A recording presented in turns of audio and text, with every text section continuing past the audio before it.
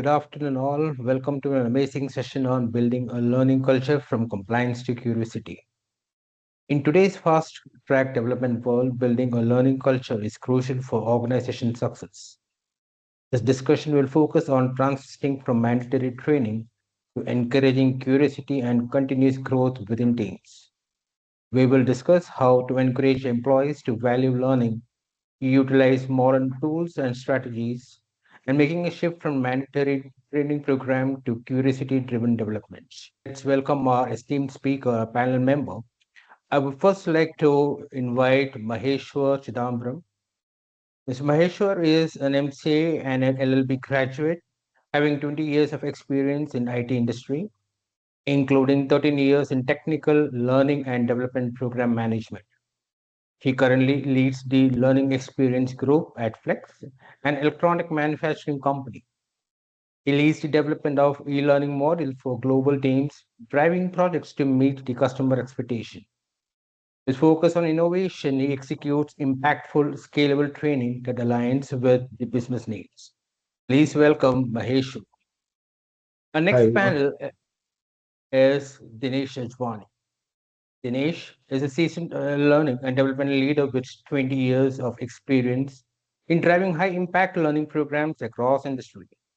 As a head of global organization development at Sagility, designs and executes large scale people management initiative supporting transformative projects for a global audience.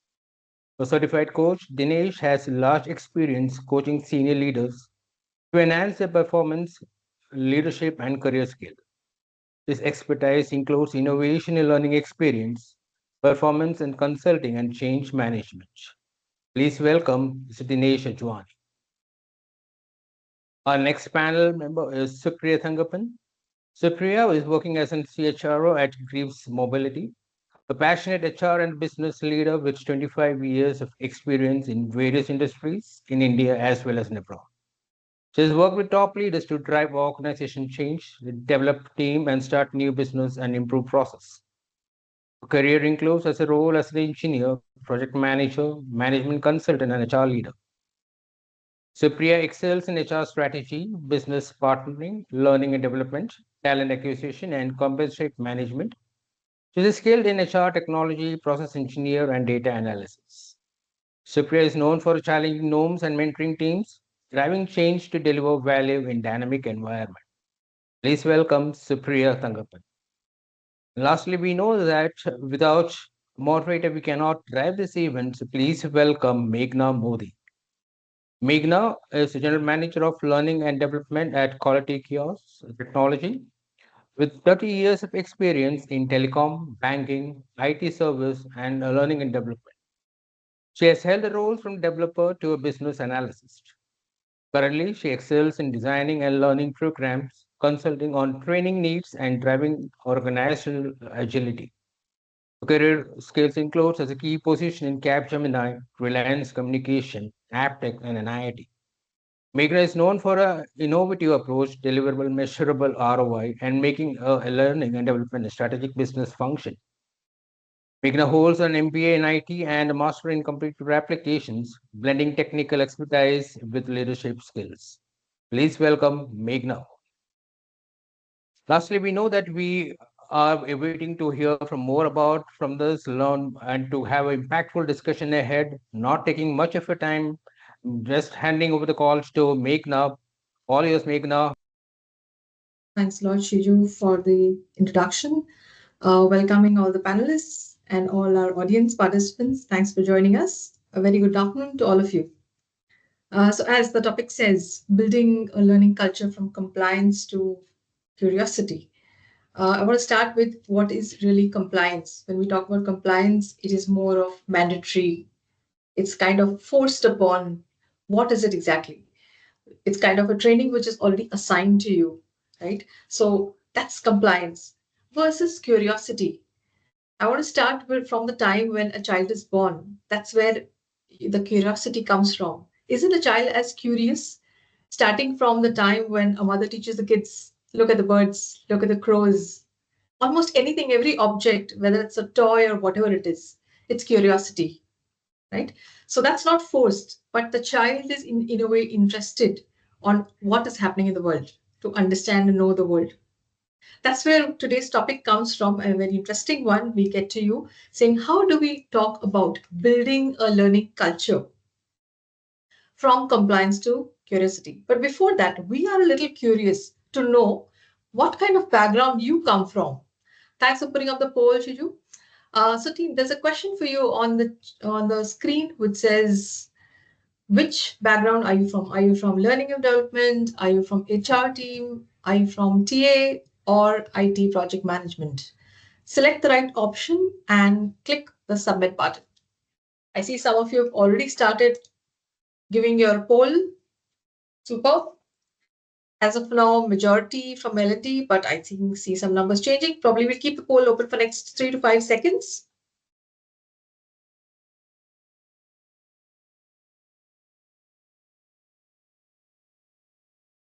Just in case you're unable to see it on your screen, it's available on chat as well. Okay, a 3, 2, and 1. I see some responses coming. Let's wait for another 2 more seconds. So responses are changing. Huh? It's going into other teams as well. So that's interesting. Okay, a 3, 2, and a 1. I think we can end the poll here.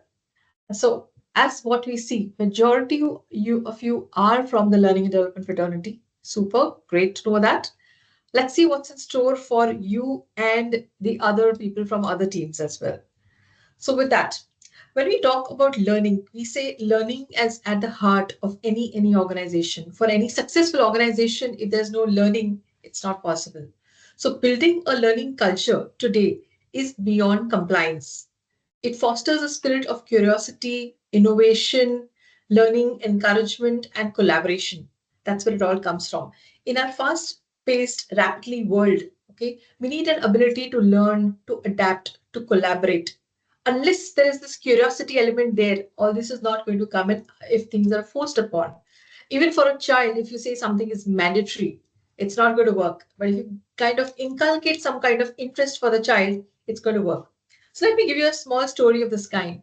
There is a carpentry, course happening where the person is charging 5,000 for a person who's 18 years old, new, has not learned carpentry ever in life. But a person who's already experienced, maybe let's say 35 years and above, 30 years experience, he's saying, I'm going to charge you 35,000 rupees. Why the difference? So the person is inquisitive, that a person who does not know anything, you're charging 5,000. I know what to do, how to build. He says, I need to design a new chair which is unique. Okay, that guy says. So I'm going to charge 35,000 for people who are experienced. Reason being, they need to first unlearn what they have learned and then learn. So the 30,000 extra additional is for the time I need to give to the person for unlearning. That's the difference.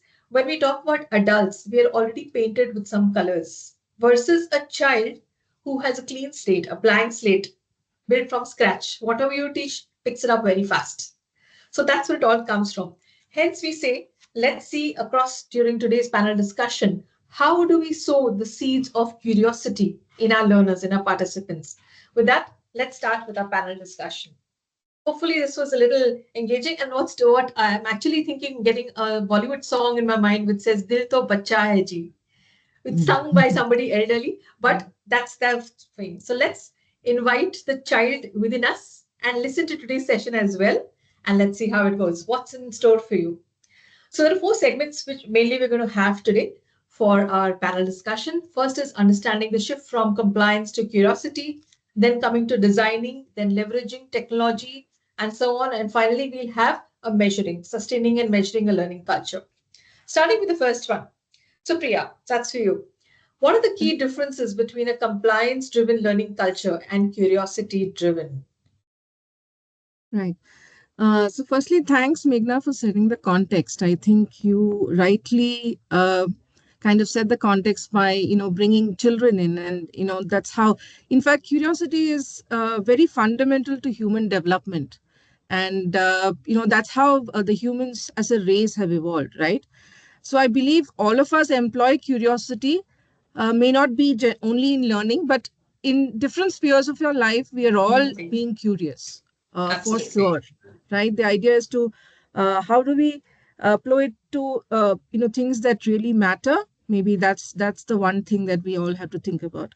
So with that context, I think, Meghna, your question is around what is the difference between in a compliance-driven culture and a curiosity-driven culture.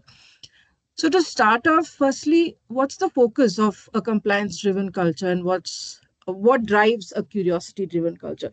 So in the former, it would be, shall I say, impart knowledge that's already available, right? So that would be the context. In the latter, it would be more exploratory, in the sense that not everyone knows everything to the fullest extent, and the learners are all exploring, and their collective wisdom is what drives the learning. So that could be one key difference between compliance driven and curiosity driven.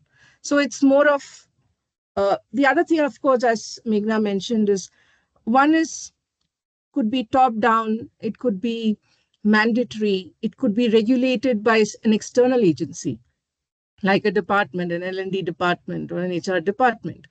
While in a curiosity driven culture, it's more led by learners themselves, by those who use who consume the knowledge and use it for building something that's something new, right? The other thing is, uh, when it's compliance driven, what will you measure? You will measure incremental skill development or incremental knowledge. Curiosity driven learning can be measured by what did you create new from what you learned, because that's the focus, and that's what you will try and measure. The other thing is, where do both of them have, in fact, both these cultures have their relevance in organizations, I would say, because like when you went to school, you had 10 subjects and not all of them really interested you, but you did learn 10 subjects. So sometimes you need to attend compliance driven trainings, because that is essential knowledge that you need to do to be part of an organization, right? So it could be SOPs, it could be your code of conduct, or similar such topics. So while curiosity driven learning interventions would be where you want to explore new things, where you want to do something that's out of the ordinary. So these, I think, are some of the elements that will differentiate how learning is done. And in my opinion, I think both of them have their relevance in organizations. And just having one, uh, may tilt it, in favor of one kind of outcome. But organizations essentially, I think, would need both kinds to coexist for the best outcomes possible. So, Priya, is there anything you have already implemented in your organization for curiosity-driven learning? If you can share some examples. What I can say is, right, so when I say curiosity driven learning, it's more of a culture building exercise than an intervention. I would look at, um, I have implemented some things in my own teams. My current organization is a very new startup, so we don't have very evolved systems. But what I've tried to do is spark curiosity in my team. So one thing is, ask. My conversations will be around, how can we do things differently? What have you learned today? Or sharing some insights from my own experience. So, and that's something that I propagate with other leaders as well, so that we start talking about, including learning in everyday work, and how we do things. So it's more of a cultural intervention, according to me. Sure. Well said, Supriya. With that, that brings me to the next question. That's from Maheshwar. What that's for you.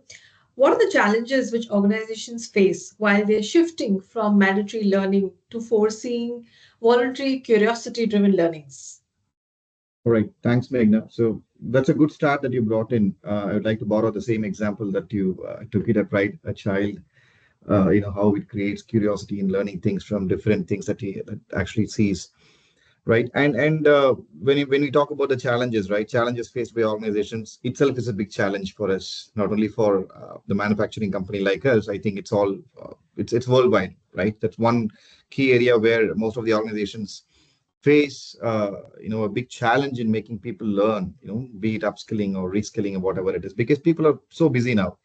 engaged in multiple projects, and working 8 hours to 10 hours in between, imparting learning. It's actually a big challenge, right? So let's be real. Coming back to the same example that you actually brought in. So let's telling employees that you must learn is like something you're telling a child you should eat vegetable, right? Vegetable is good for health. We ask our child to eat vegetable, but they don't do it, and they eat it because they have to. It's not that they want to, right? So that's one simple example where organization can actually make shifting from, we should actually do a shift from you must do it rather than saying you must do it. We should tell them that, hey, you know what, this is something cool that you should try, that should help, that will be helpful for your career. So I think that shift is much needed for every organization. So another challenge is that we should actually come out of that checkbox culture. So it shouldn't be a checkbox for every managers or any management that what, these are the mandatory trainings or any trainings that has to be done by the employees, and it's a checkbox. I am done as a manager. My team members, I have a set of 100 employees, out of which I've achieved 90 to 95% of training, 90 to 95% completion. So it shouldn't be like that. So for us, I think there has to be a top down approach where the management has to be involved. And in our company, an example that I can bring in is we work in a tower model. In IT organization, we have more than 1,000 employees where all these employees are into different towers, right? And each tower has a tower lead. And each tower lead has a responsibility in coming up with any training initiatives. And we support the end-to-end training management. We have team members where they are responsible for coming up with multiple training programs for them. And instead of making it mandatory for them, we tell the managers how important it is for their function, for the respective function, right? So that's how we deliver training for our organization internally for IT specific. And another thing, what another more that what we can make this change is like lack of immediate awards, right? People would obviously say, if I have to do some training, if it is mandatory for me, it's a checkbox for me, right? I complete it and send a certificate to my manager. But end of the day, what I will think is that what's in it for me, right? I've completed it is mandatory. My manager asked me to do it, but what's in it for me? What do I benefit out of it, right? So that is something that a manager has to impart within the organization, within the employees, saying that what's in it for that employee if that person learns. So that, I think that's where the entire scenario comes in, where it's not an employee driven or a self driven. It has to be like a manager to it has to be a win-win between the management and the employees. And we have lots of examples in Flex, like one which I just shared. Yeah. Thanks for that. So, are there any practical challenges which you have faced while shifting from mandatory learning to curiosity driven? Practical challenges before, I would like to take this as an example where before COVID and after COVID era, right? Before COVID, where we had multiple physical trainings, right? Classroom trainings where people opted for, and people had no choice, right? I nominate my team member, that person has to attend 8 hours of training inside the classroom, right? So that has become a physical training for them, a classroom training. That's again a checkbox for them. But after COVID, post-COVID era, where we built up some curiosity in coming up with some online training modules where we made some as an e-learning development team, right? We encourage people during the data gathering. We check with the business operations what all gamification programs that we can include, what all interactive and engaged animation that we can impart in the learning program for to make people understand the importance, as well as make the learning more interactive and more interesting. Sure, that's wonderful. That's good to hear, Maheshwar. With that, next question for you, Dinesh. How do you encourage employees to take ownership of their own learnings, their learning journeys, rather than just completing the required trainings? Yeah. Thank you, Meghna. Interesting question. And I think the interesting part for me is the word ownership here. And before I go ahead and share my views on, how could you encourage and help employees take ownership? Let me first talk about, in my mind, what are some of the elements which really they don't allow an employee to take the ownership and show accountability around the learning. Okay. And there's a big difference between learning because you have to versus learning because you really want to learn, right?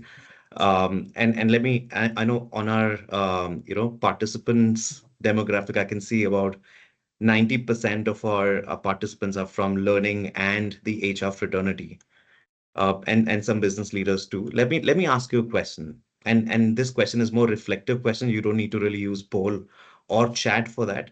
But the question is, think about a time when you were asked to go through a training program. While learning is a very broad term, I'm going to bring it down to a training as an example. Now, think about a time when you were asked to go ahead and attend a training session, which you weren't completely aligned with that you needed. Okay. And I'm sure most of you would feel that what you got out of that training was bare minimum, or you were distracted while attending that learning session. And there could be many other examples of lack of engagement and ownership in such cases, right? Now that's what happens in real time when we go ahead and ask our employees, our staff to go ahead and attend a learning session. Most employees, in fact, a lot of employees, and in fact, there's a whole meta research available around employee engagement during learning sessions. Most employees consider that learning or training like an airplane safety video. You watch it because you have to. There is no other option, not because you really want to and you're excited to go ahead and watch it, right? But on the other hand, imagine a state where a training feels like, I don't know how many of you are into gaming because I do game a lot. I'm usually on my PlayStation at least for an hour, couple of hours every weekend. And if you all have played any game in your life, think about this. How do you feel when you are in a video game and you're unlocking a new skill or a new level and you're moving forward? It is exciting. The reason why it's exciting is because it gives you a lot of dopamine. It gives you so much of dopamine that you don't want to leave that console and come off it. And somebody externally has to intervene, distract you to get you off, right? Imagine trainings become like that. Trainings become something which is like Maheshwar said earlier. I really like that term, that it shouldn't be a checklist. It shouldn't be a to-do list. It shouldn't be part of I have to do something because of my manager has really instructed me to do that. But think of learning and the state of learning, an ideal state of learning should be that I consider learning not as an event, but as a habit, something that I have to continuously focus on. Okay. And in my mind, I'm sure a lot of participants today really influence that as part of the culture in their organizations, because you're really L&D professionals, you're HR professionals, you're business leaders. Now, there are few things that really work extremely well when you really think about driving ownership and accountability with the learners. And in a nutshell, what you're talking about is you're talking about creating a learning culture in an organization, right?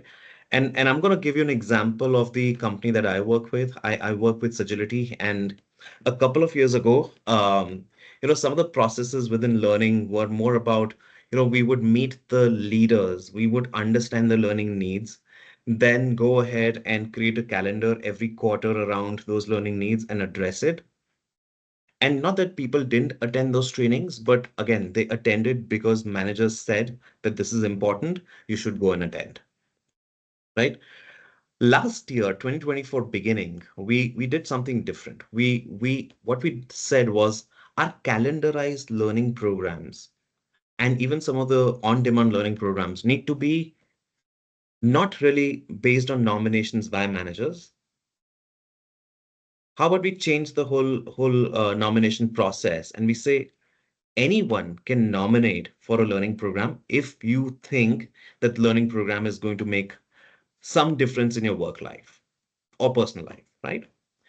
So we removed the whole manager driven learning and we made it more empowering for everybody by saying, let's go with self-nomination. I know certain personas, you can't really completely make it self-nominated because you got to really manage the schedules.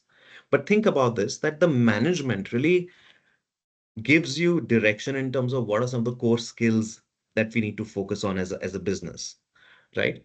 And they manage the schedules for learnings, but people get choice. And the moment you have choice in terms of what is it that you choose, you demonstrate better accountability automatically. And think about not just learning, anything else in life, right? The moment you have a sense of choice, you demonstrate more ownership, you demonstrate more accountability. So what we started doing then was we created a learning pathway which did not have all linear programs. So it was all non-linear. Any session could be attended by anybody, which addresses different elements. And we created a catalog of that learning pathway for every persona, right? So think about this. Giving people choice about what they want to learn and what really excites them brings real learning to the fore, even in a training session. Okay, so when we did that, when we launched a learning pathway like that, in fact, learning pathways, there were a series of pathways for different personas. You know, we were able to more. I mean, the attendance of the learning, and this is really a breakthrough for me and my team at that point in time, because the attendance of learning increased. So we were about touching 20% of the organization in the previous year. We suddenly saw Ganesh, with what is it that you did to increase that attendance? Is it just one is gamification? no, gamification plays a big role, Meghna. But what we did, and in this example, what I'm talking about is giving employees Yes. choice of what they want to learn. So create a catalog, a learning pathway which is non-linear for Perfect. them. That's one. Second is if your employees can self-nominate, it invites them to be better learners, which means empowering people to choose what they want to learn and then show up for that learning with more engaged mindset, right? When we did that, just by making that little change in the way we approach the whole learning framework, there were two benefits. One, because we didn't now have to go and constantly do need analysis, because we used to spend about 20 days doing that, and that those many days were lost. On the other hand, we had about 60% participants who started signing up for these sessions, Wonderful. Sounds really and great, none Ganesh. of that was mandatory, right? So my learning was that when you give more choices, you allow people to also be more engaged. Of course, you got to empower them to choose as well, not just about giving choices. You give choices, but what if only the manager has a say, but not the employees? It doesn't work. Absolutely, There has Ganesh. to be an alignment between the manager and that employee, right?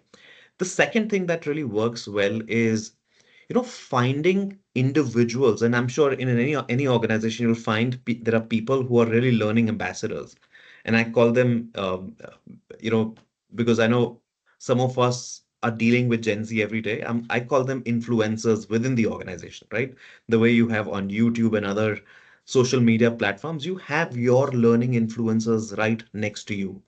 You got to use them by making learning more visible through them, right? So think about ways that you can use your ambassadors, influencers who are really great learners, and what they have achieved through learning, and do some bit of storytelling around that and market your learning around that. You will have far better uptake of learning. Okay. The third bit that I want to Ganesh, talk we've about. got to cut short. Probably we can get details from Yeah, you a bit just later, about. but let's give it the Sure. pointers. Yeah. Sure, just the third bit, and I'm going to take 30 seconds more, Meghna, to share this bit, is think about linking learning to aspirations. So I was talking about persona-based learning earlier. For an example, I'm an individual contributor. My aspiration is to become a manager someday. And if there is a learning pathway available, I think I'm going to latch onto it. And something that Maheshwar talked about as well, that if the what if or what's in it for me is very clear, I think it becomes better it increases the uptake. So with that, I'm going to hand it over to you, Meghna. Thank you. Super. I think I very well said, Ganesh. Thank you for putting these points together. Saying yes, employees should self-nominate, make it aspirational. Perfect. good going. But that let's move on to the next question. That's for you, Maheshwar. What strategies can L&D leaders use to design learning experiences which can spark curiosity and self-motivation for their employees? All right. So that's again a great question. So I think I even my first answer, the answer for the first question carried the answer for this question as well, half of it. But if you ask me nowadays, people are more into Instagram reels and Facebook reels and so on, where people are more attracted towards bite-sized and 20, 30 seconds of videos which actually shares lots and lots of information, right? So just wanted to compare that along with what if we create something like that, any knowledge sharing sessions or anything that we wanted to do, you wanted to share it with the employees. Why can't we create something in 20 seconds or 30 seconds? So we developed something within our team in our organization called a series called Knowledge Bites, where we want to share employees, the leaders, whatever the leaders wanted to convey, we wanted to share it with in a web series, as well as we also have plans of creating very short and bite-sized learning programs. Uh, may not be a deep dive sessions for everyone to get into get in-depth information of a process or anything, but and on a high level, and then that will give actually the crux of what's in it for them. And if they want, they can actually register for an extended training session. uh, and even on YouTube channels, right? If someone is more interested, I think if I want to make biryani, I would sit on a YouTube channel and then I would watch it for 30 minutes or 45 minutes on if I want to come up with a perfect recipe of how to make a biryani, right? So that is more interesting for me. So I wanted to make a perfect biryani. I would love to spend time watching a YouTube video end to end without even leaving a 30 or I mean without leaving gap, right? Even for 5 to 10 seconds. But when it comes to a mandated training or any training that we give to an employee, obviously, I think it happens with all the organizations where a person will actually try to, forward it or try to see if that person can, skip that page or move into the next page where that person want to complete a 30-minute video, 30-minute session into a 10-minute session, right?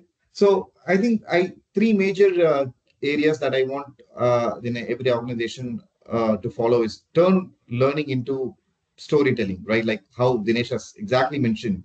So not just being very theoretical, which might be boring, convert into a theoretical way of sharing the knowledge, sharing the content that you create. Right? People remember stories, not the slides. And if it's a compliance module, if you frame it into a real world case study, something with share it in a way that it has some real consequences or some problem solving elements, right? That's first. That's one thing. And the second thing that another suggestion would be like gamification. Again, I'm coming back to Dinesh. Gamification and rewards. Right? Have some interesting elements in the learning program where that will make more interesting for the learners. And the last one would be giving employees the driver's seat. So instead of prescribing what to learn as a manager, instead of telling them, give them a driver's seat and why not employees explore? Because I know what I need for my career development, right? So I can do some analysis. There are multiple learning platforms an organization can give. There are multiple opportunities as an organization we provide, right? I don't want to name the learning platform over here, but we give an opportunity like it's multiple. It's big.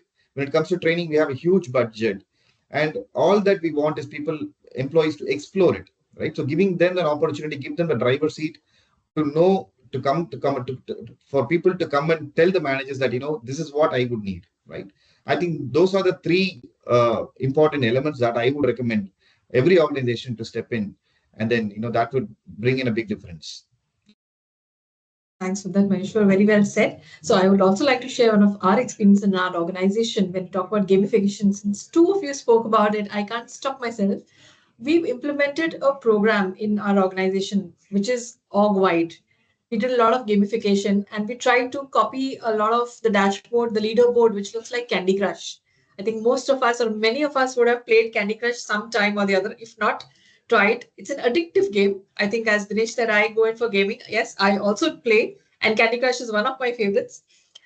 I don't know how many levels, you can just keep going ahead and ahead and ahead. But yes, that gamification, the output of that course was much better versus any other training which we are doing, which is in a classroom training or an e-learning, a MOOC, whatever it be. Definitely that gamification helped, and we created that kind of competition amongst team members, within teams, amongst the managers. We told the manager, in your team so many are doing well, so many are not." So that's what created good interest for all the team members, including the team members and their managers, to say. And where we told the managers, you are responsible for your team members to make sure that the learning happens. So gamification at various levels also helped. It's just not just at the learner level. That's something which I wanted to add. Moving on to the next, that's for you, Supriya. What role does leadership and managers play? In fact, I somewhere gave the answer. What role do the leadership and managers play in modeling and encouraging a culture of learning? Sure. So, I believe managers, one thing that managers need to do, and leaders. So I'm looking at managers as immediate team, managers, and leaders as somebody at an organizational level, just for that difference, because they both play different roles. So a team manager needs to make sure that learning is a priority. It's not something that's also done. So that's the first thing, right? The other thing is they don't rely on an external agency to come up and tell them training has to be done and what's your need analysis. They take a proactive approach because it's going to impact their team's performance. Their team members are going to be more engaged if they are kept interested. I will also pick on one point that Dinesh mentioned, and I resonate very much with it, that you align learning to what are the aspirations of the team members. So instead of saying that, you have to develop the skill, if you can just tie up what the team member intends to do, and then say that, okay, I think this is something that's going to help you. I'm sure there's going to be much more interest and much more engagement of that team member to pick up that training and do it. The other thing is having regular conversations. So having structured ways of a calendarized approach to meeting your teams, maybe at some frequency, to discuss what did they learn. Maybe in a team have a monthly session where you can say, what do you do differently? So how do you I think these are everyday things that can be done and that can make a big difference. The other thing is putting people at the deep end. Throw them into the water, they'll pick up skills, right? Tough love. Like many team members may be hesitant to pick on new things, but you just show them the confidence. Tell them that, okay, you don't need to know 100% to be able to do a job, but you start doing, mentor them, coach them, they learn on the job. And these are things which are outside the ambit of a learning function, but these are very much in the capacity of a team manager to do, right? So that's one way of nurturing your team through learning, bringing in new learnings. The second part I'd like to talk about is the leadership. So at the leadership level, making learning an agenda uh, in your board meetings, in your strategy, whatever that you do, I think that's one aspect that leaders at the top can do, because many a time, sales and numbers and uh, the tangible things get discussed quite a lot, but the intangibles which actually kind of contribute are not often discussed and brought into discussion. So I think leaders have a very important role to play to bring it to make it an agenda item for their discussions at the leadership level and board levels, regardless of what level that your organization. So in my current organizational context, right? So we are a startup, we are trying to capture the market, preferences of customers are evolving. While we discuss sales numbers, one of the focus areas that we are looking at this year, which you know though late but we need to start, is to look at how can we improve sales performance, right? It is such an important conversation because we've always been asking what are the sales numbers, but am I asking the question of how do I improve sales performance? And learning becomes a very critical aspect. When that comes together, you will see tangible outcomes. So these are the two things that, that's why I separated out what immediate team managers at all levels can do, leaders notwithstanding, and some people at the top can do at an organizational level. Absolutely well said, Supriya. Unless the leaders are involved in learning, I would say it's not going to happen. It's always a top-down True. approach. Yes, learners are interested at time, but then they get into action, their work, supporting clients, and so many other True. things which come up. It goes off, it fizzles out somewhere. So it's important that leaders also keep reinforcing this as and when, time to time. Very important. Absolutely. With that, let's move on to next. Dinesh, that's for you. How can organizations create an environment where continuous learning is embedded into their daily work rather than being seen as an additional task? Sure, sure. I did touch upon this earlier as well, and I said this earlier that learning is beyond training, right? So while learning is a broader term, the problem is we often make learning sound like an event. It's something you log into or sign up for. Uh, but the reality is that learning happens all the time. Learning happens every day, every moment, and we just don't call it that, right? Yeah. For example, a lot of times I used to ask my team, so when was the last time you Googled something uh, on the web? And these days I've been asking them, so when was the last time you used generative AI as help to find something, do some research or do anything? And usually all hands go up when I ask questions like that because learning is happening all the time, right? Yes. So while there is a space for a lot of formal learning in any organization, I think there's also a lot of space for that informal learning culture as well, right? And I think Supriya and Maheshwar both touched upon this earlier in their spiel, and something has really worked well for me as well. As a learning leader, where I look at the strategy, something that I've made change to is look at what are those learning programs where people don't need to get into a classroom for 8 hours. Okay. Wonderful. If we can convert that into point in time micro learning, for an example, and I'm going to give you an example of performance management session for, let's say, managers. Now, this used to be like a 16 hours course in another company that I used to work with called Optimum. And of course, lot of practice, a lot of frameworks were covered and things like that.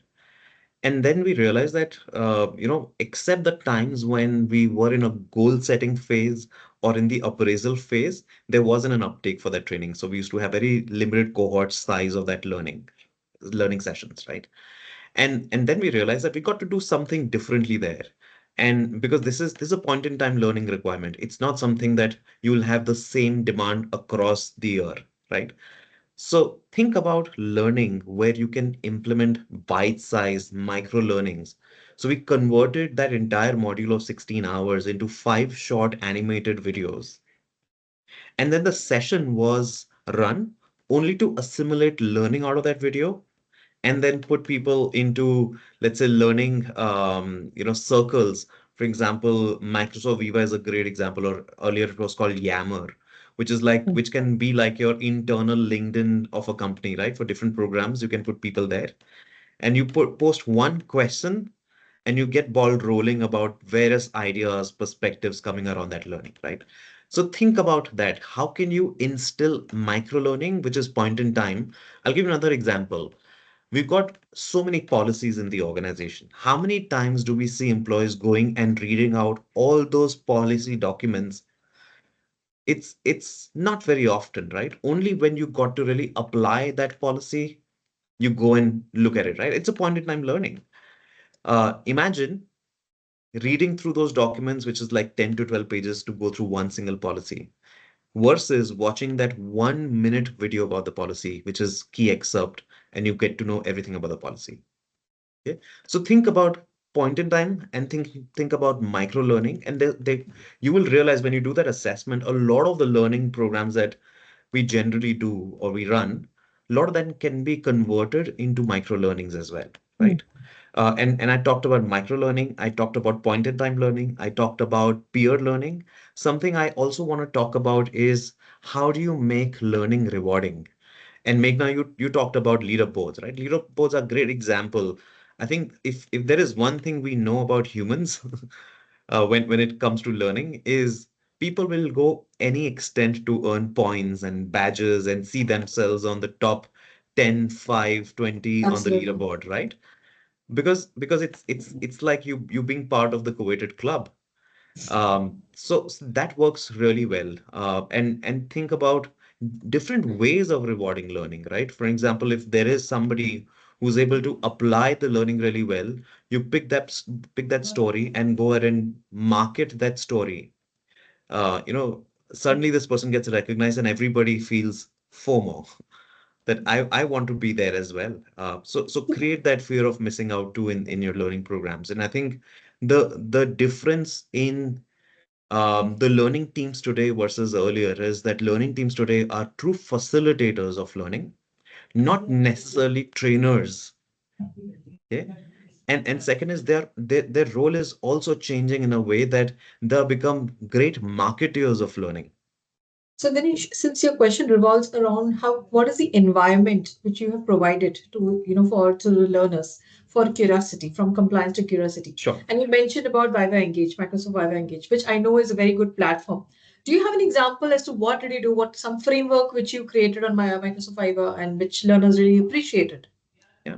So sometime back I talked about you want to so if I understand your question correctly, Meghna, you want to understand if there are examples where I've used Viva as a Exactly, tool and exactly, how absolutely.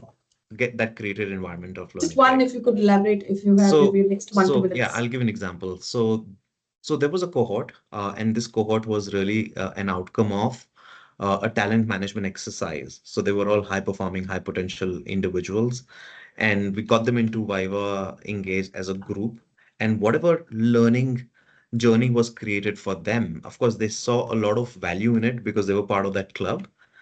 But this platform became a great tool for them to interact with each other, build their own network. And we got key leaders to make them more visible about what they are chatting, what they're discussing, and leaders, of course, were also playing a role of facilitators because they would chime in and they would be part of those discussions. But became extremely easier for the leaders to understand that if we have really identified high potential, high performing individuals, are they really that? And it again, all of them become more visible to the Sure. leadership, right? So it becomes a talent Absolutely. that they could dip into with a lot more assurity, right? So this is just one example. There could be number of ways Absolutely. social learning can really work well. So we will, of course, allow you to share more examples as we go ahead. But yes, wrapping this up. So Viva Engage is also used for creating Yam Jam sessions, which we used to do in Capgemini. Very often, Yeah. there would be a Yam Jam session where we will have leaders, designated leaders, decided, pre-decided, informing the organization that a Yam Jam session is going to happen at X time, so it's a date and time. Learners would be there, leaders would be there, and any impromptu questions, even HR related questions, were answered there. The good part about it is the responses they gave were not just to one person, it was going out wide. So anybody who was not part of the session as well, it helps them, and reduces the iterations for HR team. Similar things can be applied to other places as well. Let's move on to that with that. Next one for you, Supriya. How can technology help bridge the gap between structured learning and spontaneous self-directed exploration? Good polls are coming up. We will take them a bit later. Yeah, I think you guys have already covered a lot about how technology can make Absolutely. learning instantaneous, right? So today we have so many tools which help people collaborate, which help people share ideas. And of course, I think the next bit is, of course, AI, where AI will, learn about your learning patterns and deliver more content to you that would be relevant to what you are seeking and learning. So I think we've already covered the technology bit. There is so much today to explore, and I think it's only about utilizing the right tools. As far as organizations are concerned, it means giving people and enabling such interactions. So, whatever tool you use to enable interactions, whether somebody has a problem, you pose a problem, you get multiple answers, right? And that becomes a problem solving, a method of solving problems. create a platform, a knowledge management platform where I can post what I have learned, right? So basically, we enable using whatever tools. The idea is to give as much, uh, to give the universe out there so that people have the choice to pick and choose what they need for their current jobs, future jobs, uh, and build themselves and the organization. So the learner is the key focus here. You are enhancing the learner's ability to do things better and faster, and that in turn kind of helps the organization. So the focus has changed from, this is what the organization needs. And while that remains the larger context, but here now we are giving the more control into the learner's hands. And And all is our there tools are enabling that. a plan which you already have in place, or there's something in the making? Uh, at our we have, as I told you, we're pretty rudimentary at New this approach. time. But one thing that we do is we have talks by different leaders coming in and talking about different topics. Nice. We call it gem talks. So the idea is to pique people's interest. And It's not structured in the sense that I come and talk about whatever I wish to, leaders, their experiences, their expertise. Or we made a new product for Auto Expo, I come and say what was the genesis of the design. So it's a free flowing talk that I give, and in turn that piques interest, and people come in and you know uh, uh, uh, they say, okay, I want to know more about this, then can approach the speaker and superb. do more learning. So That's a that's wonderful yeah. way. Wonderful. That's really wonderful a way of dispersing knowledge to the Right. team members, called tacit knowledge. You're transferring tacit knowledge. Usually you'll not find this kind of information in books.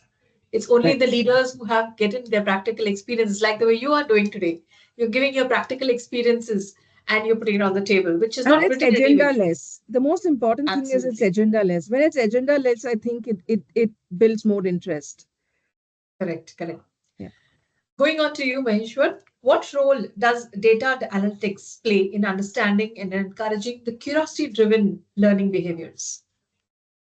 Okay, so data, I think that's more important part now when it comes to learning and development. So I think if there'll be a dedicated resource in every organization who tracks down what's the level of learning completion, right, when in an organization. So likewise, we do also have a dedicated resource who does that. So, but I would say when it comes to curiosity learning, right, we still have a long journey to go. So personally, in our organization, I would say we are only at 30-40% of uh, you know success rate where when it comes to developing curiosity learning amongst employees. But when we start developing e-learning modules, right? So we encourage the team when they have their meeting, requirement gathering meeting with the business operations, we get we try to get more and more data where it shouldn't just be process, right? What they want to convey to the employees. It's just not the process that we want to develop. We actually wanted to develop the content more interactive. We wanted to give more interesting elements to it, right? But when it comes to data, where data analytics play a very key role for L&D, right, in driving a flawless learning journey within an organization. Without them, I think we are just driving in circles. If we can track what excites learners, what topics they revisit, and where they drop off, we can create highly personalized learning experiences, right? So I think achieving a curiosity driven learning is something that we have to make the learning feel more personal and rewarding rather than just another checkbox, right? So that's the real power of data in L&D, where we get to know what is the completion rate and what sort of learning people are interested into, right? And now with the advancement of AI tools in every domain, that actually proves it, especially in L&D, where the data will allow people like us to frame a customized or a dynamic strategy that could enable our learning solutions more robust and sustainable. Right now, most organizations use data only to track compliance. So I've assigned this learning to 100 plus employees. And what is the learning percentage, right? So just to Mhm. track compliance, we use data, right? Who completed what, how many people took a course, and what their scores were, right? But curiosity-driven learning requires a different approach. I think instead of just tracking completion rates, we should be analyzing something like engagement levels, right? What topics are employees voluntarily exploring? Where do they drop off? And we can also see what are the behavioral patterns, right? Or employees returning to certain topics which they've already completed, or are they asking questions or sharing knowledge? And another thing is impact on performance, right? How does this learning translate into innovation or problem solving and efficiency on their job, right? I think some of the key elements which as a L&D professional we will have to analyze and then try to incorporate that into the learning module which you develop. I'm sorry if I'm more into the, online learning development. I think that also applies for the classroom training as well, right? Where a physical trainer should also consider these points in coming up or drafting the learning contents, which I would say that will develop the curiosity driven learning into the employees. Yeah. Thanks for that, Maheshwar. Just to summarize, when we talk about demographics, when we do some kind of analytics, understand what the learners are currently learning. Yes, we will definitely be able to provide them better equipped learning, maybe personalized driven, as Supriya rightly mentioned, everything is going AI based. You also spoke about Gen AI. We can definitely get those into our system and provide our learners personalized learning tracks basis their responses and their speed and their abilities, and depending on what their level is. Similarly, EduRock has also given us an opportunity where they put up a poll saying, how do you perceive the focus of your organization's learning and development programs? This definitely giving us a similar insight where we get this data, have the poll people respond to it, basis what the response is. If I look at the poll, majority 16% say primarily we are compliance based, focused on mandatory training. 66% say we are balanced between compliance and curiosity. So that also these kind of responses do give us insights, which is nothing but analytics on what kind of learning should keep going ahead, what should we stop, what should continue, and what should we plan for future. Right. With that, going on to the next, Dinesh, for you. Next question. What are the most effective ways to integrate gamification, social learning into L&D programs? Again, partially answered in the previous Yeah, question. yeah, So let's yeah. not I repeat was that, just but if thinking. you have something more or Sure, as you wish. sure. Maybe I'll try and get it slightly deeper than what I shared earlier, Meghna, because I think some parts we, like you said, in the hindsight, we've already touched upon. I know nobody gets excited about clicking that next button on an e-learning module, which which is very compliance driven. Um, but you add a bit of competition. Have give people some bragging rights like a leaderboard, and suddenly you see a far better uptake, right? Um, I don't know if many of you would remember when LinkedIn introduced that profile strength meter for the first time. Suddenly, everyone was updating their work experience because earlier nobody used to, right? And today it's become a norm. If you're on LinkedIn, you would really update all of your work ex and keep your profile intact, right? And what they all they did was created that FOMO moment for people, right? Today, if you don't have that, have your profile updated, then you will always have that fear of missing out, right? What is the shadow that you're casting on LinkedIn? Now, so of course that really works well when how do you do that for your learning programs in an organization, right? So one is turn learning into a game, and we talked a lot about it. So while we talked about gamification can happen at two different levels. One is for at the whole pathway level, for example, for the whole persona. So you have number of learning sessions and then you create a leaderboard. You may or may not use technology because I've done both in the past. Like I've had deployed a learning pathway where we've manually tracked who's done how much and gone ahead and communicated through emails to the participants, and even that garnered a lot of uptake, right? On the other hand, you can bring gamification using tools, and to an extent that you can actually bring gamification into an event of learning as well, right? For example, there are multiple tools today: Kahoot, quizzes, M level. There are many other that you could use, and they're interesting quizzes, interesting way of actually presenting and bringing in more attention from the participants because they now become more participative because they have to do well, right? Because you're comparing them with others. Then we also talked about making learning social, and we talked about Microsoft Viva. I think there has been a huge change in the way organizations operate today when it comes to the learning technology implemented across organizations, right?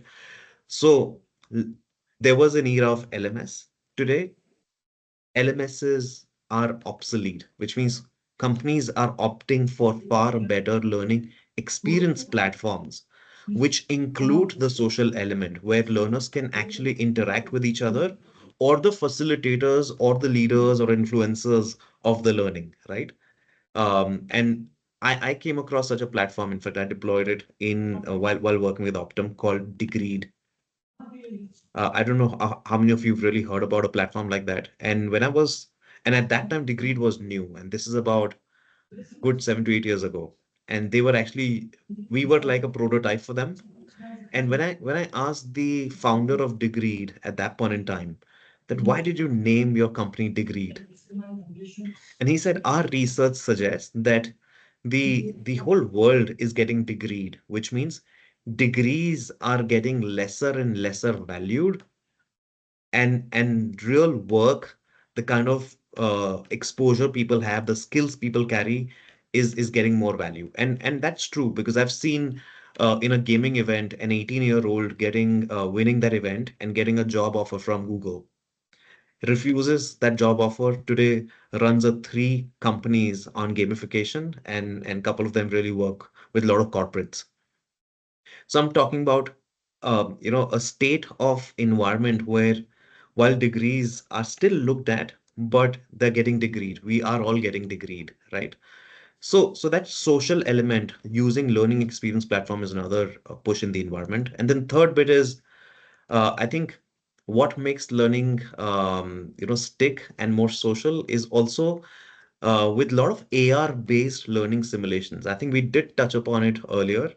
There are now multiple tools available in the market. Like you have tools around augmented reality like Canva that you can pick up any of the augmented reality objects and create your own learning platform and then learning content both, right? So what I'm trying to say is that imagine you have a leadership training where instead of reading a case study, you're inside a virtual room handling a tough negotiation. It's way cooler than role playing in a conference room, right? So I think some of these technological pushes really help you to build an environment where learning can flourish, where gamification is not just about creating more fun, but you're actually pushing addiction to people, addictive way of learning, where learning is what people want to do versus what they have to do. Thanks, Dinesh, for that. If I may summarize this, yes, learning is full of gamification. We should have a leaderboard, but I think the better things, the newer things are coming up, which is even one up than LMS, where we have AR, VR, right? Definitely. And I think one point which I would like to add is simulation. Today's simulation is the way. Today, in the past, we used to attend conferences by going, visiting, traveling to a location. Today, you have conferences which are simulated. You actually have an environment, you log into the meeting where you have an auditorium, multiple auditoriums, you select the topic, you get into that auditorium, you actually feel you're virtually attending it, but practically it's all Yeah, online. So that's they our call it AR, they call VR, it a metaverse. metaverse, absolutely. So a lot of such things are in, which saves on travel time, and while you're in it, you're not missing out, and there is no FOMO there as well. Let's go on to the next question. With that, Maheshwar, that's for you. How can L&D teams balance structured learning objectives with the flexibility needed for curiosity-driven learning? Mahesh, you're on mute. Oh, okay. Thanks for that. Yeah. So I one example that I would like to bring here is the gym membership. I know how many of you are into workout plans. So every gym has a workout plan, right? Assigned by your coach, or they will have an app assigned to you, right? So some people like structured workout plans, and others might enjoy experimenting with different routines, right? Every day they will have, per day, they'll have a different course on each day assigned. So the key here is to provide a blend of structure and flexibility, so the employees within an organization can navigate learning in a way that actually suits them best. So my body type, I cannot go for a 150 kg deadlift, and then lie down on the next day, right? So what suits me, it's very important, right? Same way, for a learning, I think what suits me is something that I should come up with, and I should propose it with my management, right? And no manager is going to say no, whether if it's a functional learning or whether it is a process learning. So if you think that this is something that you need to for your career development, right, or for your upskilling, this is something that we have to prioritize it. Start assessing ourselves. So one area I would like to bring here is 80-20 rule. So what if 80% of the learning covers a structured topics, whether it is a compliance training or a job oriented training or any functional training, right? 80% of the content should be like covering structured topics, and while 20% employees can explore something about industry trends or innovation. It's a blend, right? It's a blended content where you have both the job functional requirements as well as something about personal interest or industry trends or innovation, right? This actually gives a structure where it actually creates curiosity amongst the employees. Another way is like we can create something called a learning playlist. We have a playlist in Spotify and other music apps, right? So instead of rigid training plans or training paths, so we can actually create learning playlist, a mix of foundational courses, like stretch topics or optional deep dives, right? It can be a mix of everything. We have both technical and soft skills, right?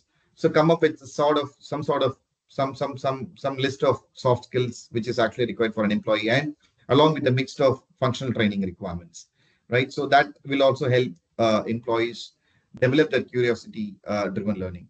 So the other one is challenge based. So give them some challenges, right? Like part of gamification, we can actually include a knowledge check, more interesting, where, for example, instead of a standard cybersecurity training, ask teams to spot vulnerabilities in a simulated hacking scenario, right? This is a scenario. What will you do as a cybersecurity engineer? What would you do in that scenario, right? So give them a challenging task, a challenging scenario as a part of the learning content.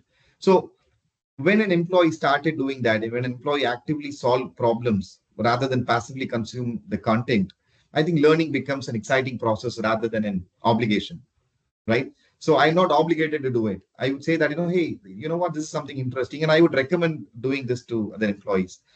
So ultimately, the goal isn't just to train employees, right? It is to build learners who are naturally curious, resourceful, and capable of upskilling on their own. When that happens, I think we will be truly, succeed in building a learning culture. Well said, Maheshwar. And on to this is so, as you rightly mentioned, that there should be some kind of a challenge. What we do in quality chaos in my organization, nobody wants to read on what's infosec, what is ransomware, what is phishing. We don't want to read it, right? Though we are aware, we need to be aware of it. What our infosec team does, they actually send out once in a few days, maybe 15 days or fortnightly, there is some puzzle which comes up, which is for all users across the organization. Whoever responds fastest fingers fast, whoever is first actually wins a prize. So that has created a good lot of interest amongst everybody saying, okay, let us respond, especially the Gen Z. So it's a good way to say, yes, let's throw a challenge to them. Yeah, keeping Gen Z in mind, I think I would like to share one quick example out here. So something about the compliance, I think phishing and spam emails, we wanted to convey something to the employees about cybersecurity and data security, right? And our team came up with the strategy of developing it in a comic-based role. That the comic books that we used to read during our childhood.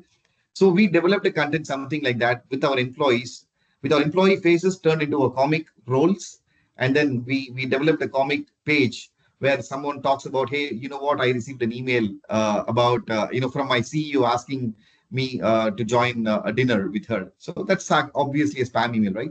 So we developed a conversation content like that, and it was a huge hit.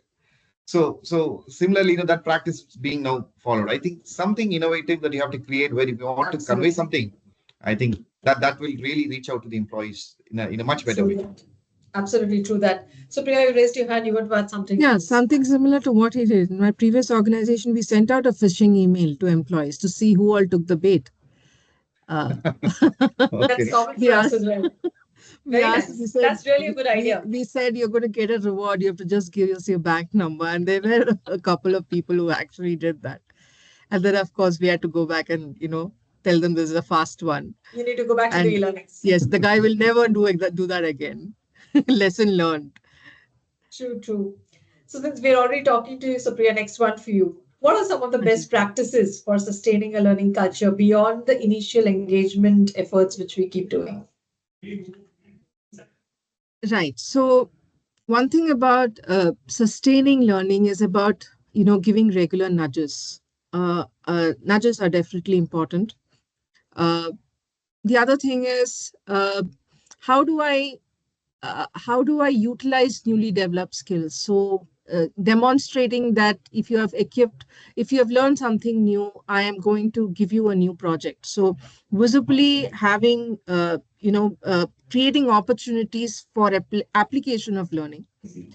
Those become very good examples for people to continue, learning and upskilling. The other thing, of course, using data. Maheshwar said we have to, we look at compliance metrics and all of that, but also we look at, to continuously improve what we provide as content and what we provide as opportunities to learners. We will need to track our data, review data, and look at whether we have to make course corrections. So whether we are being redundant or whether we are actively providing opportunities to learn, right? So that becomes part of what we need to do. The other thing is, of course, the usual tactics of rewarding those who participate in learning, right? Showcasing those to the rest of the organization. So it's to create healthy competition or fear of missing out, etc. The other is making learning, as I mentioned even previously, learning an agenda item for the leadership team.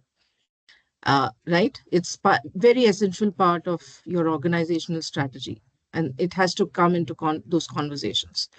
When that happens, I think it is possible to build and fine tune what you provide as learning opportunities and also sustain it. So I think these are some of the few things you need to do. Very well said. I think definitely when you talk about application of learning, that opportunity has to be there because just learning is not enough. We learned a lot True. in school, but unless we applied those words, the characters and made it words, it didn't make sense. So, yes, applying what you're learning practically is what is the crux of this. Thanks for that, Supriya. Next one for you, for Dinesh. What are the key metrics which organizations should track to measure the success of curiosity driven learning culture? Honestly, Meghna, I found this question to be the most difficult one. It is And I'm gonna still go ahead and attempt it. And I'll tell you my dilemma was because measuring curiosity-driven learning culture is a bit like measuring how much someone actually reads the terms and conditions before clicking I agree. Well, so it's tricky but not impossible, right? So I'm gonna still go and attempt. Um, so instead of tracking how many people completed the tracking, the trainings and then the learning sessions, I think we need to look at how engaged they are in self-driven learning. So if there are changes that as a learning team you've made to drive that kind of a culture, then you got to really think about how is that working in terms of self-driven learning, right? So whether it's about learning engagement metrics, and there could be a lot of those metrics as well, because whether it's about changes in the content, changes in the platforms, and then the changes in the processes to drive self-driven learning and more curiosity-driven learning. For example, what is the content consumption rate? Has that changed after you made that change? um, you know, what is the time spent on some of the learning platforms? For example, if I've started to use, let's say, Microsoft Viva, or I'm using an LXP, how much time people are really spending on that? Or even if, because I've used some of the rudimentary tools as well in the past, like SharePoint, it does give you a lot of analytics in terms of how people are consuming it, right? Um, what are the discovery behaviors? For example, how many people have used, for example, an LXP to find a new course which they would not have otherwise gone through? Yeah. Because then it's a learning which you did not think about that it'll be impactful and it's needed, but it was through a discovery that people got into because of the kind of environment you created. Okay. Then there are different kind of measures, like there are application and performance impact, because you got to, at the end of the day, think about how is this learning culture also impacting the performance on the ground, right? So you got to really think about what does the skill progression data look like. For example, I was talking about performance management as a course and how that was converted into micro learnings. And a great performance metric is also because a lot of times after appraisal, the ER cases increase. Is there a change in the ER cases because of the constant point in time learning that you're able to provide in a very swifter way? You're able to cover more leaders through it. So are those ER cases reducing or not? And I think that's the real test, isn't it? So what is the skill progression? What is the on-the-job implementation? And some of those metrics are equally important, right? Then of course there are a lot of social and collaborative learning elements that we talked about, and I'm sure there are very direct ways to get feedback on that. There are surveys one could run.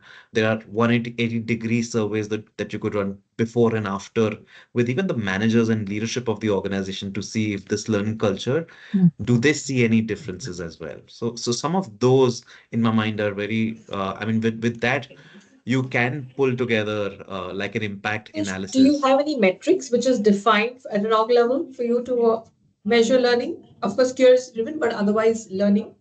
Yes, yes, we do. We do. We do. When we look at metrics, Meghna, we look at both. We look at lag metrics and then we look at more performance-driven metrics as well. But we don't do that for 100% of the learning offerings because Understand. I'll give you an example. While I lead a global team and we are based out of different countries as well, you know, I don't want to create a whole set of, a huge team because now there's the bandwidth required to manage your metrics, and I think that's a huge dilemma which learning teams really go with. So what we do is we look at what are the learning programs which are impacting the ecosystem of learning, and those are must-haves. They really, if they're not there, you get very poor ESAT. Okay, so the metrics are very simple around how employees are consuming it and what is their perception of those learnings. But for some of the consulting assignments that we pick up, which are more targeted, which are more interventions, which are bespoke for a business unit, for a business challenge, or for let's say a persona, we go whole 9 yards. So there are lag measures that we really pick up in terms of how the learning has been through feedback, 180-degree before and after, and things like that. In fact, every stage there's a feedback. There's a stage of diagnosis, there's a feedback for. There's a stage of implementation, there's a feedback for. But then we also go ahead and look at what are the metrics that we have been able to impact on the ground. So, for example, there's a sales leader we had hired, and the sales leader came back to me saying that, you know what, my sales team has come from operations, so I'm not really completely sure about the sales capabilities. So we did a huge amount of diagnosis. We actually ran discs for sales for them to understand their strengths and opportunities in that role. And we did a 360-degree for them. And then we created a learning content around key account management and strategic account management. And after that, we gave them 3 months of coaching through an expert in terms of how do you apply some of these key concepts with the clients. And now, if you're doing that kind of an intervention, you've got to look at how it's impacting your pipeline of revenue. And that's the real test. So we Super. got both kind of measures. Sure. Thanks for sharing that, Dinesh. Wonderful experiences and what you've been doing. Great to hear that. I'll leave you all with one tool which we have executed in our organization in Quality Kiosk, and it's done well, where we rolled out a TNI form, listed down all the learnings. And then we had the learners already mention what they were interested in through the TNI form. So we knew what they wanted to do versus we rolled out a catalog saying these are the learnings available. We tried to match to what was requested by the learners. And then we did some analysis on how many requested versus how many actually did the course. So this was a little bit of a measure which we tried to do basis, which was curiosity driven learning. It was not enforced by the managers. It was self-driven, self-nominated, and learners could click on the link and say, I'm interested and attend the course. In spite of them registering, at times they would not attend. So that's where we could do a little bit of a small measure. And that's a tool which I leave with all of you all. Yes, Supriya, you want to add something? We had a similar experience. So we said, we asked people, simple Excel, we use Excel quite a bit. We don't have BI tools yet. We asked people, do you want this training? So we had almost 200 registrations. But finally, when we set out to actually, get people to train, we had very few people turn up, right? So it does happen that you have all intent, but then, you're unable to devote time for whatever because, you know, your managers may not be aligned. So, right, there's no culture. They say, you've got this work to be done, so please don't do it. So eventually what we did is then we had the few attend the sessions and uh, we enabled that content to be available to others for whenever they wanted to. But there's always this curiosity. As human beings, we may want to do something, but we may not end up doing, right? Absolutely. True, So true. the investments we make, sometimes we will have to be, we're not always sure that it will lead to the results that it would need. But enabling things are important, and then you may drop them if it's really not, maybe it's not the right time for it. Maybe that's what it meant. Right? If you're not making progress, maybe there's a different, you need to do some more work around the culture and things like that before you implement things. Yeah. So the timing of implementation also will, all these are very good things to do.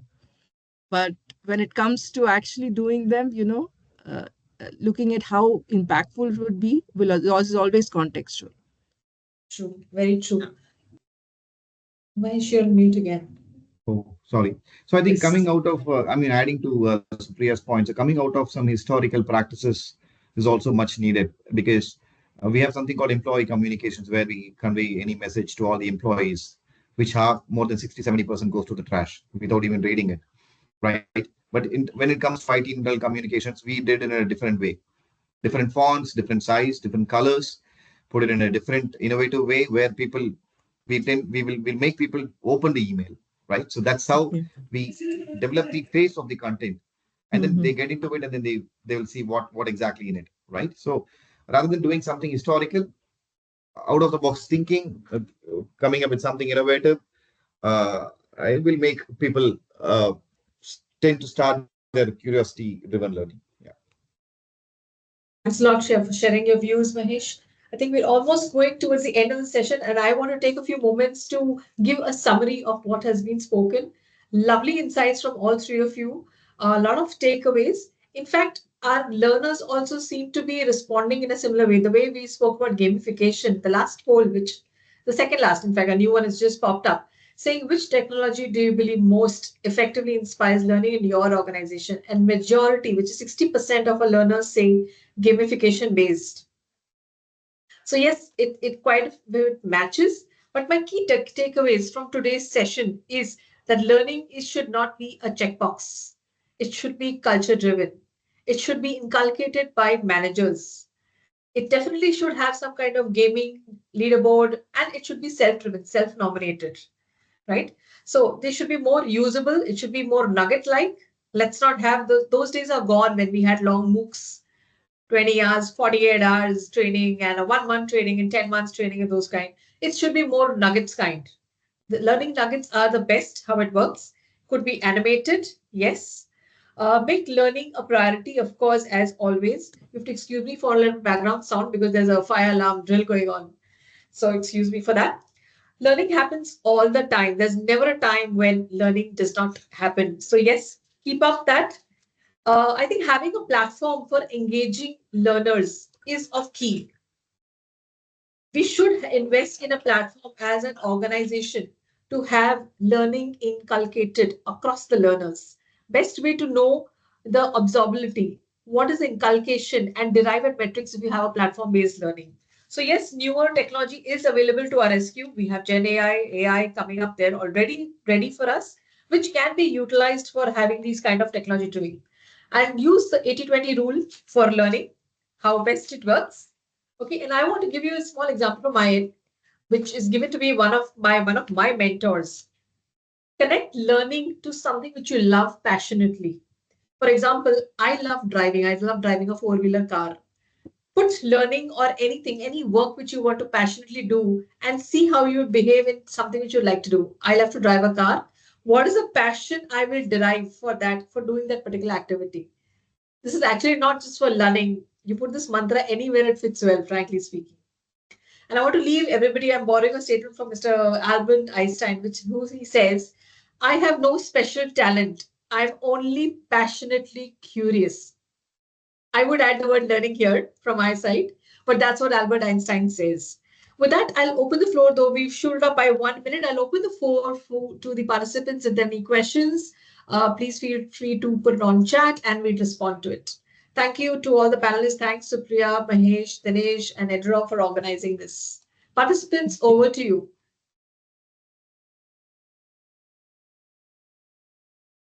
Audience, any questions? Most welcome. We are here to answer you.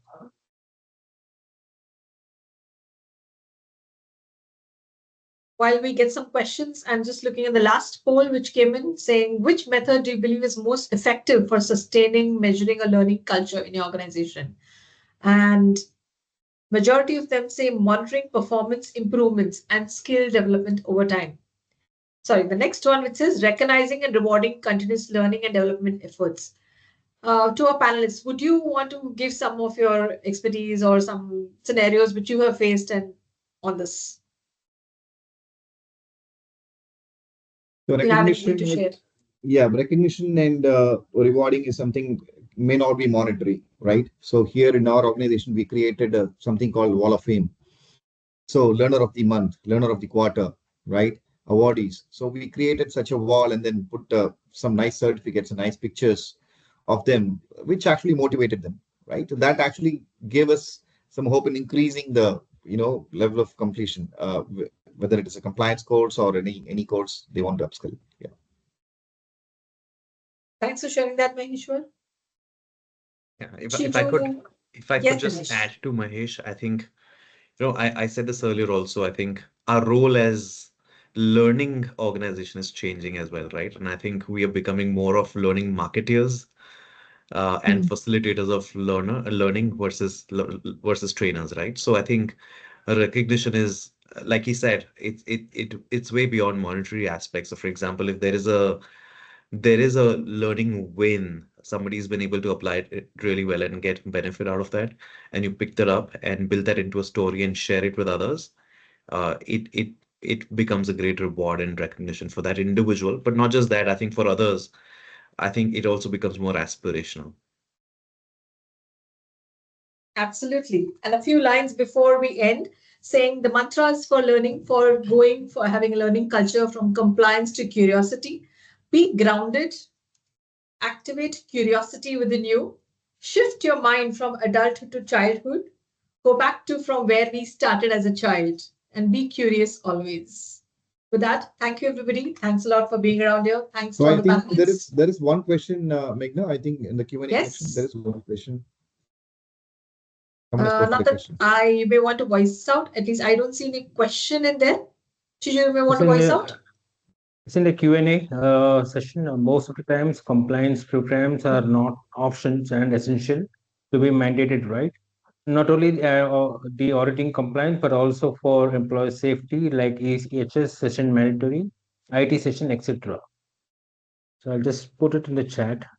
Yeah, you can see it in the I think once you click Q&A on Q&A, session. it's visible. Yes. It took a while to come in, but I can see it now.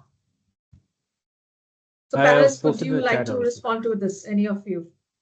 Yeah, maybe I can take this up. So compliance courses, EHS session, we have multiple mandatory sessions, Sharath. For example, not only EHS, right? So we have data security, we have cyber security, phishing, and how to avoid, how to protect your data, and so on. So the organization makes it mandate, and they would want people to follow that religiously, right? Whatever is the message they wanted to convey, they want to follow it religiously, they wanted to make it as a compliance, right? So that's when, as a manager, they try to push it and make it 100% of the teams take up those trainings. Soft skills and other application oriented trainings are optional, I would say, right? Which managers may not be worried about. Even if it is 50-60% of the completion, they will be okay with that. But when it comes to compliance programs, every organization wants to make it mandate for employees' well-being and employee safety, right? So I think that answers your question. And definitely not for Absolutely. auditing purpose. We Mhm, as an mhm. organization will not consider that only for auditing purpose, but definitely yes, for the organization benefit and also for the business improvement. They would want all the compliance programs to be taken up by their employees. You can Anything, I think mean, I of the would Yeah. let Supriya and others If to I add. could add on, Mahesh, if just 30 seconds more. It's like this. I know we all are aware that raw food is nutritious, but recent studies suggest that raw food also has anti-nutrients. So if you cook it a little bit, if you steam it a little bit, it absorbs a lot better, right? And I'm going to say that again for compliance courses also, while they are mandatory and they need to be because there could be audits, there could be client requirements, there could be a number of other things, they could be delivered in a way yeah. that makes people more immersive into it versus doing click of the button as next, next, next, next without giving any mind share to it, right?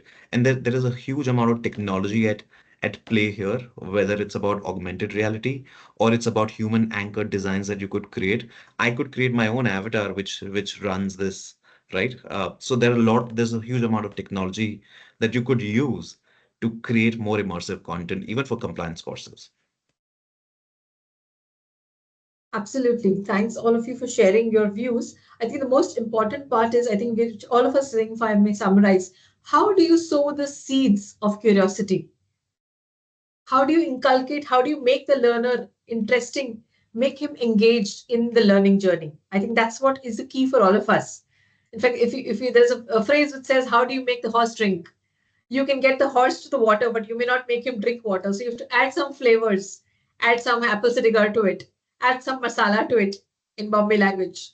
So yes, add some flavors to it and make it more curious for the learners. That should get us better output. Sure. For that, a big thanks to everybody. Shiju, over to you. Thank you, Meghna, for a wonderful, superb moderation, and a big thanks to all the speakers, Maheshwar, Dinesh, and Supriya, for sharing your invaluable insights today. Your contribution have really been immerseful, impactful, and relevant to the current scenarios. I would also like to extend my gratitude, extend my thanks to all the attendees who have joined us and making this event a great success. Your engagement have really added much to the event, making a collaboratory experience.